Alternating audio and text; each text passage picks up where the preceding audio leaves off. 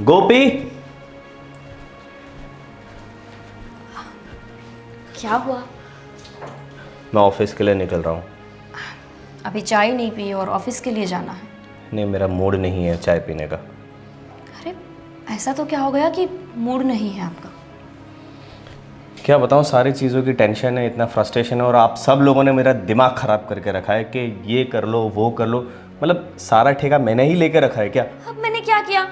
और हाँ, इसी बात से याद आ गया, मैंने मेरी चेन दी थी, आप लाए क्या रिपेयरिंग करवा के?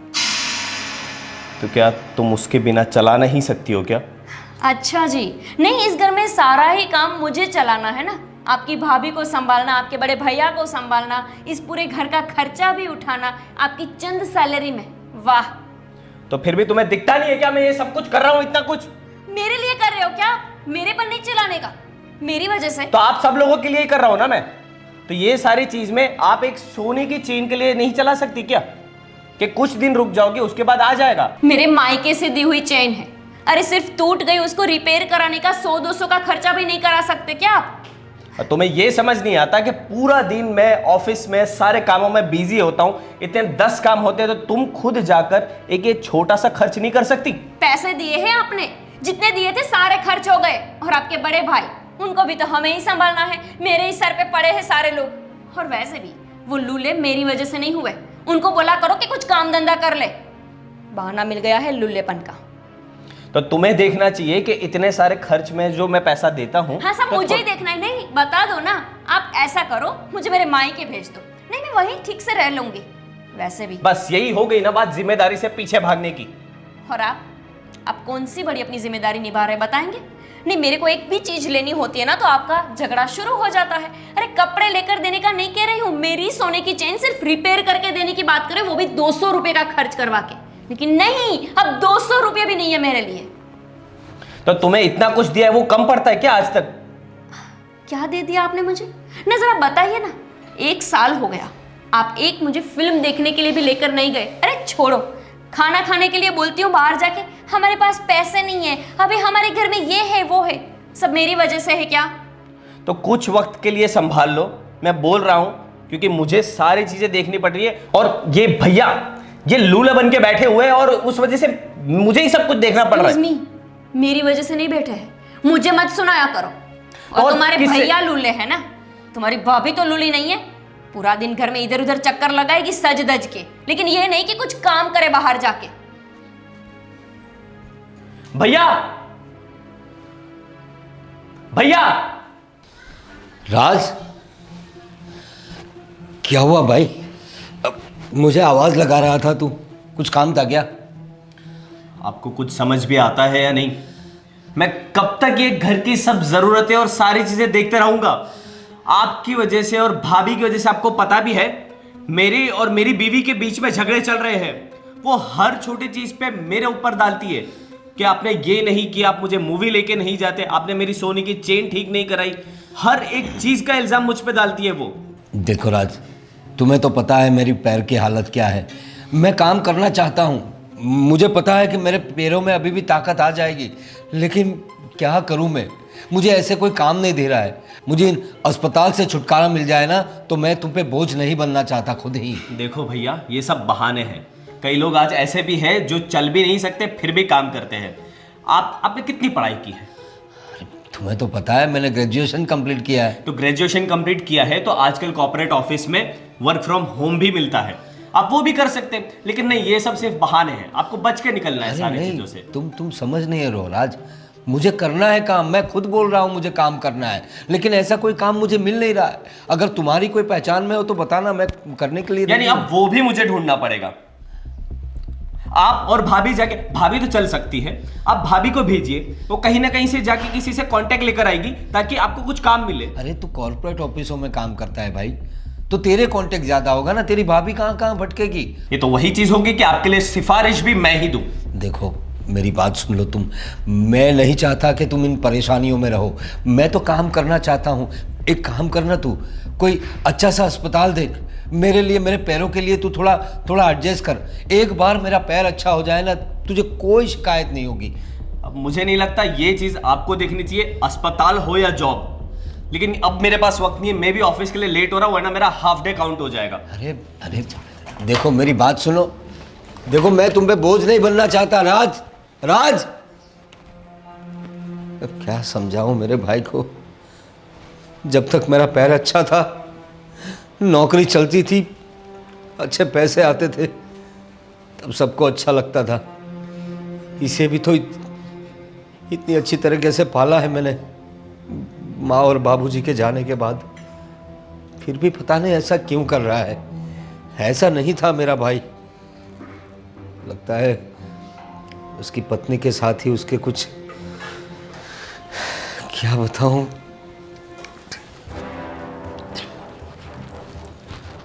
अच्छा, हमारी चाय बन गई क्या? हाँ जी हाँ, चाय भी बन गई, देखो ना, ये लो, ये खाइए ना आप, खाइए खाइए। मैंने चाय के लिए पूछा, तुम्हारे भैया कब से सुबह से तैयार होके बैठे हैं, पेपर पढ़ रहे हैं, उन्हें चाय चाहिए। सही बात है, हमें तो चाय बना के आपके हाथों में देनी चाहिए। लीजिए भाभी, चाय पिए, नाश्ता कीजिए, खाना खा लीजिए, इसीलिए आई हूँ ना मैं यहाँ पे शादी करके। एक काम करो, तुम चीनी का डब्बा दे दो मुझे, मैं खुद चाय बना लेती हूँ। वो तो मैं भूल ही गई कि मुझे चीनी का डब्बा देना पड़ेगा, तब जाके चाय बनेगी। चीनी नहीं है घर में, मैंने भी चाय नहीं पी। तो ले आती ना, देवर जी ने पैसे तो दिए होंगे ना तुमको। हाँ जी हाँ भाभी जी, आपके देवर जी तो खूब कमाते हैं, और कितनी सैलरी है, देखो ना, लाख रुपया उनकी सैलरी है। कमा कर मुझे दे देंगे, फिर मैं आपको दे दूंगी, आप चीनी ले आना। तुम कैसी बातें कर रही हो? थोड़ी सी शर्म है आपके अंदर? नहीं मतलब बताइए ना कि हम लोगों की गलती क्या है। आप हमारे भाभी जी हैं, वो हमारे बड़े भैया है, यही गलती है ना हमारी। अरे जाते क्यों नहीं आप लोग छोड़ के? अरे कोई नौकरी कर लो, काम धंधा कर लो यार। तुम ऐसे नाराज क्यों हो रही हो, चिढ़ कैसे रही हो? सब कुछ तो इन्होंने ही संभाला हुआ था ना अब तक, अब इनकी तबीयत ऐसी हो गई। सुना भी दिया, अब तक संभाला हुआ था। 12 महीने हो गए हैं भाभी जी, आपके पतिदेव घर पे विराजमान है, कहीं बाहर नहीं जा रहे, कुछ कमा नहीं रहे, लेकिन आप तो एकदम सही सलामत है ना। सज धज के तो वैसे बहुत घूमती है, थोड़ा सा काम धंधा भी ढूंढ लीजिए जाकर। ठीक है, तुम नाराज मत हो, मैं देखती हूँ कुछ। क्या नहीं, क्या देखते हैं? जाके हमारी अलमारी चेक करेंगे, अंदर कुछ पैसे पड़े होंगे तो ले लेंगे, और फिर चीनी लेकर आएंगे और बड़े भाई की इच्छा पूरी करेंगे। तुम कैसी बातें कर रही हो, क्या हो गया है तुम्हें आज? मुझे ये हो गया है कि मेरा दिमाग फट रहा है अभी। आप लोगों की वजह से हम दोनों में झगड़ा हो रहे हैं, आपको पता भी है क्या? थक जाते हैं वो बेचारे, सुबह से जाते हैं, शाम तक काम करते रहते हैं। किसकी वजह से? सिर्फ आप लोगों की वजह से। ओवर टाइम करना पड़ रहा है उनको, लेकिन नहीं, इस घर में किसी को किसी की पड़ी ही नहीं, सबको अपना ही स्वार्थ दिखता है ना। और वैसे भी भैया लूले हुए हैं, मर नहीं गए हैं कि कमा भी नहीं सकते। अरे लूले लोगों को भी काम मिल जाता है, लेकिन करना हो तो ना। अब जाइए, मेरा मुंह देख के क्या खड़े हैं यहाँ पे?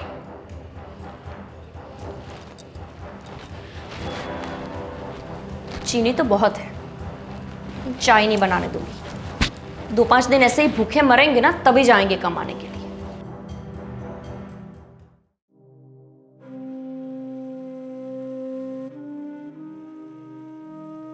क्या हुआ? आप बहुत परेशान लग रहे हैं। मुझे ऊपर चिल्लाने की भी आवाज़ आ रही थी। क्या बताऊं तुम्हें, परेशानी तो है। अब मेरे भाई पे बोझ बन गए हम लोग। सही कह रहे हैं आप। आज सुबह भी गोपी कुछ ऐसे ही अनशन बक रही थी, पता नहीं उसे भी क्या हो गया है। नई नई शादी हुई थी तब तो दीदी दीदी करती रहती थी। तब पैसे देता था ना, मैं पैसे देता था घर में। तुझे पता है, माँ और बाबूजी के जाने के बाद मैंने राज को किस तरह संभाला है। मैंने कभी उसे माँ बाप की कमी महसूस नहीं होने दी। उसे जो चाहिए सब लाके दिया, उसकी पढ़ाई पूरी करवाई, जॉब वॉब लगवाई, सब करवाया। और आज जब मेरे पैर ने मुझे धोखा दे दिया, कंपनी ने मुझे जॉब से निकाल दिया, पैसे के लाले पड़ गए, तो मेरा भाई मेरे से ऐसा बर्ताव कर रहा है और बोल रहा है कि तुम्हें बाहर भेजे काम ढूंढने के लिए। मुझे ये उम्मीद नहीं थी राज से। क्या फ़ायदा इतना सब कुछ कर कर। सब कुछ बदलते देर नहीं लगती। बस 1 साल की ही तो बात है, कितनी खुशियाँ थी इस घर में। अब पता नहीं किसकी नज़र लग गई इस घर को। माँ बाबूजी के जाने के बाद तो समझ ही नहीं आता हम क्या करें। और गोपी बहू के साथ क्या दिक्कत हुई तुम्हारी? अरे कुछ नहीं, वो तो छोटी सी बात थी बस। चीनी को लेकर थोड़ी सी नोकझोंक हो गई थी, वो तो देख लेंगे। मैं क्या बोल रही हूँ, एक काम करो ना, देवर जी तो छोटे हैं, आप बड़े हो, आप समझदार हो, आप उनकी ऑफिस में जाके कोशिश करिए ना। अगर कुछ छोटा मोटा काम मिल जाए तो उनकी पहचान भी है। देखो, काम तो मैं करना चाहता हूँ और मुझे पता है इस पैर के अलावा मेरा पूरा शरीर अच्छे से काम कर रहा है, लेकिन जब मैं चलता हूँ तो पता चलता है कि इसको कुछ कमज़ोरी है। इसीलिए लोग मुझे काम देने से कतराते हैं। उनको लगता है कि मैं कुछ एनर्जी से काम नहीं कर पाऊँगा, लेकिन ऐसा नहीं है, मुझे काम करना है। और तुम राज की ऑफिस में जाने की बात कर रही हो, वो तो मुझसे ऐसे बिहेव करके गया, मुझे नहीं लगता वो मेरे लिए कोई काम ढूंढ पाएगा। कोई बात नहीं, आप बड़े हैं, समझदार हैं, उसके ऊपर भी तो कितनी टेंशन है। थोड़ी सी नोकझोंक हो गई होगी मियाँ बीबी में, तो आपके ऊपर गुस्सा उतार दिया। आप थोड़ा समझदार बनिए और कोशिश तो करिए उससे बात करने की, शायद वो समझ सके। और मैं चीनी लेकर आई हूँ, तो मैं आपके लिए चाय बना देती हूँ। ठीक है, मैं जाने की तैयारी करता हूँ। मैं थोड़ी सी चीनी लेकर आई हूँ उधार, चाय बना देती हूँ, आप तब तक तैयार हो जाइए। ठीक है। ठीक है। सही कहा शीतल ने, राज की ऑफिस में ही जाता हूँ। अगर वो बोल रहा है सब बोझ मेरे कंधे पर आ गया है, तो उसका बोझ हल्का करने के लिए उसे ही बोलता हूँ, वहीं कुछ काम ढूंढ दे मुझे।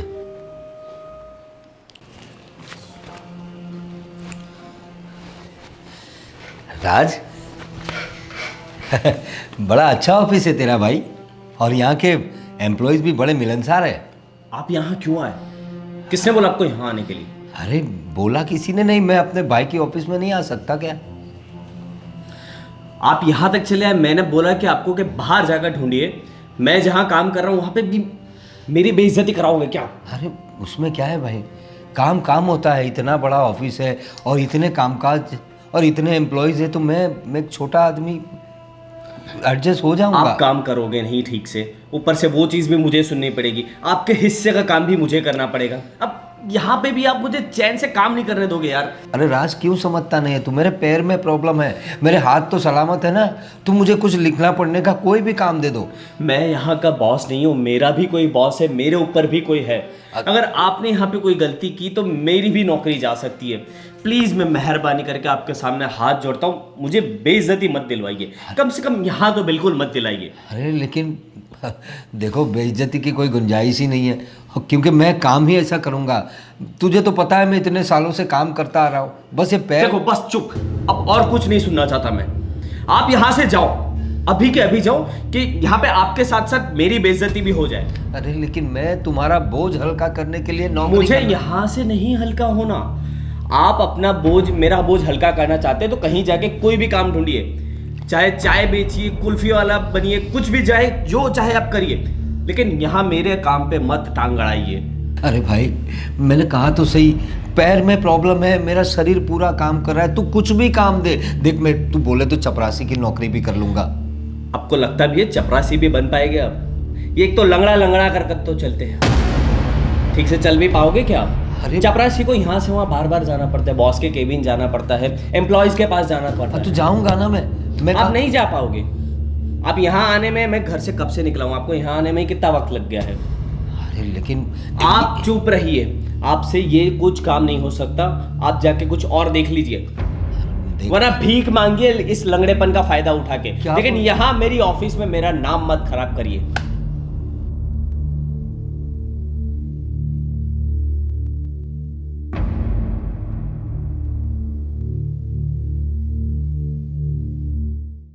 मेकअप का सारा सामान खत्म होने को आया।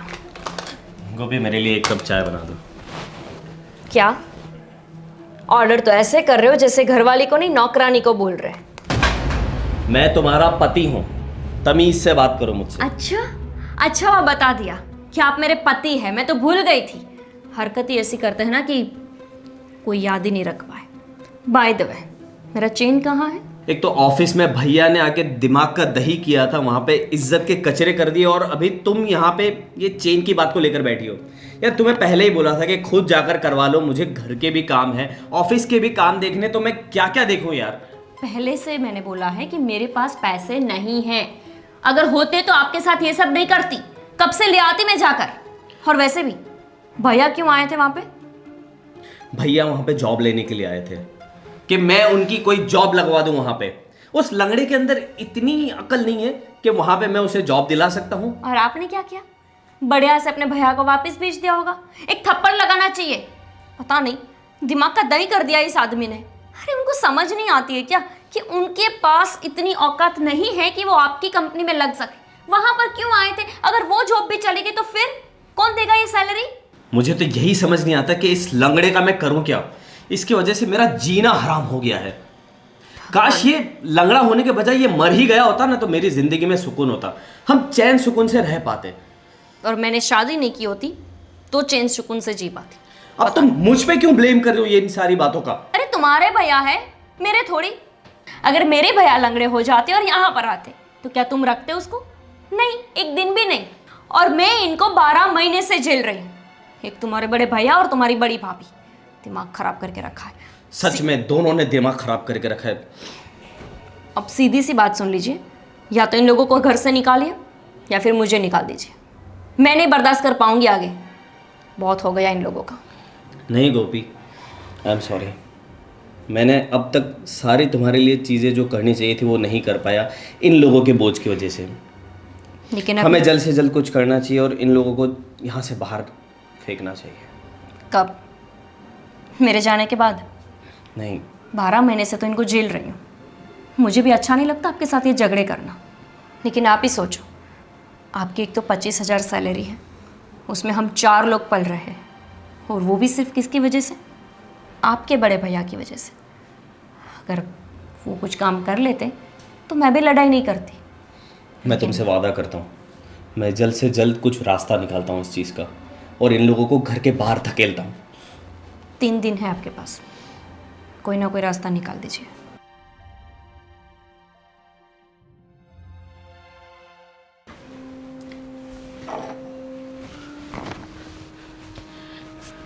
सुनिए जी, हाँ शीतल, क्या हुआ?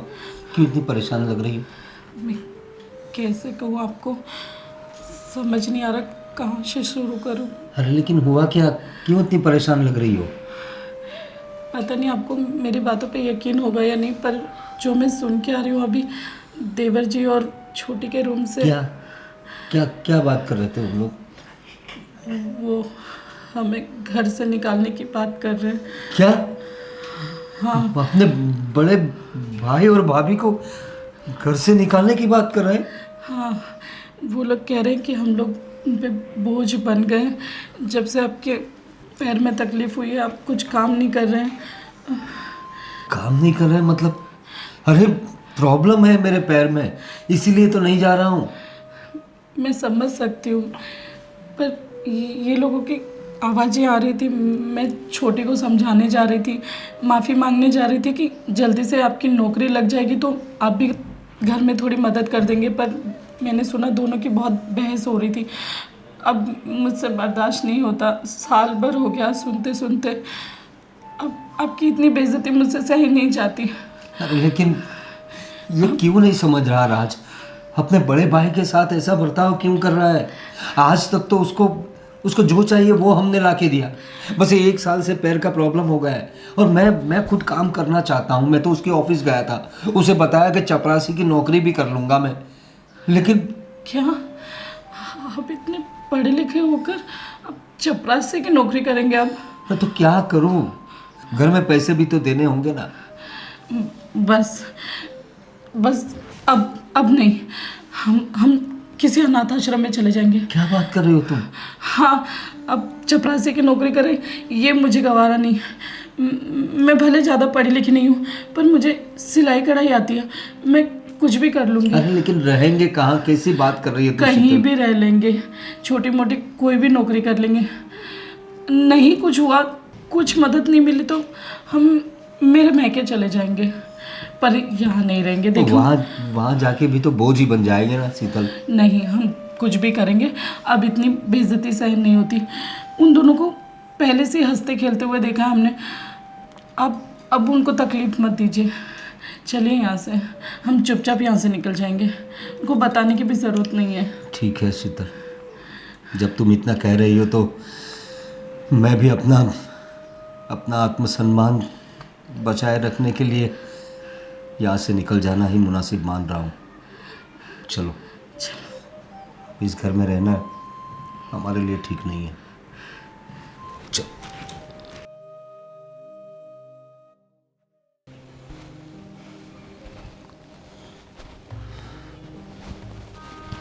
कहाँ जा रहे हो आप लोग?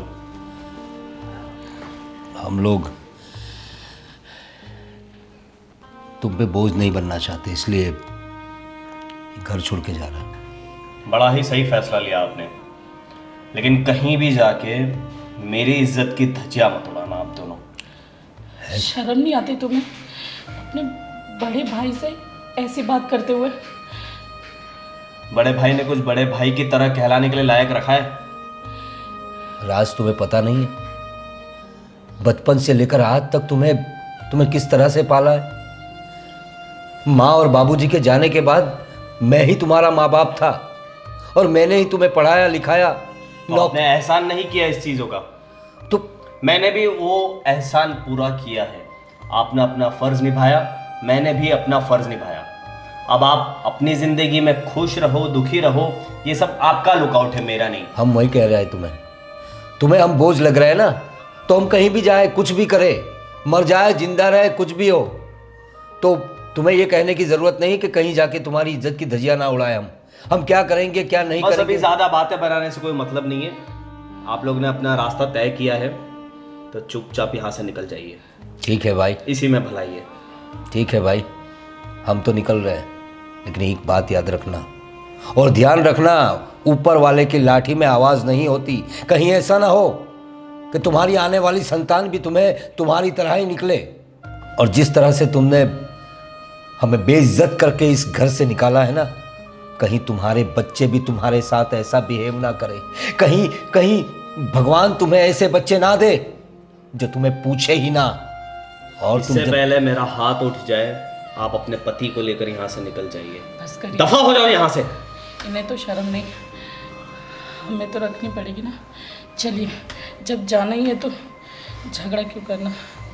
दिखाएगा, ऊपर वाला तुम्हें सब दिखाएगा।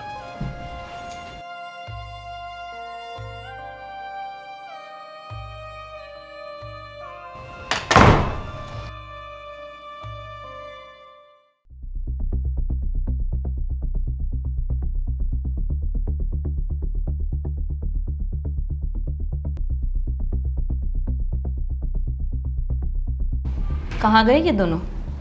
कुछ सफाई भी दे रहे थे। गए अपना नया ठिकाना ढूंढने। नया ठिकाना ढूंढने यानी? मतलब वो ये घर छोड़ के चले गए। अब हम जिएंगे सुकून से हमारी जिंदगी, और जो भी है हमारा काफ़ी खर्च भी बच जाएगा और हम हमारी ख्वाहिशें भी काफ़ी पूरी कर सकते हैं। अब मजाक तो नहीं कर रहे? नहीं, इस बार सच में हमारा बोझ हल्का हो गया है। आखिरकार भगवान ने मेरी सुनी ली, सच में। लेकिन कहाँ जाएंगे, कहाँ रहेंगे, कुछ बताया है क्या? हमें क्या, कहीं भी जाए। और जाते जाते क्या क्या बातें कर रहे थे, कुछ फिल्मी डायलॉग्स बोल रहे थे कि भगवान की लाठी में आवाज़ नहीं होती। अरे उनका तो हमेशा यही है, बस कुछ ना कुछ सुनाते रहेंगे। और खास करके उनकी वो मेलोड्रामा बीवी, वो तो जब देखो तब आके रोती रहती थी। थैंक गॉड अब इस घर में कोई रोने वाला तो नहीं बोल रहे थे कि ऐसा ना हो कि भगवान करके आगे कभी तुम्हारी औलाद हो और तुम्हारी ऐसी हालत होने पे तुम्हें बाहर निकाल दे करके, बोझ समझकर। क्या?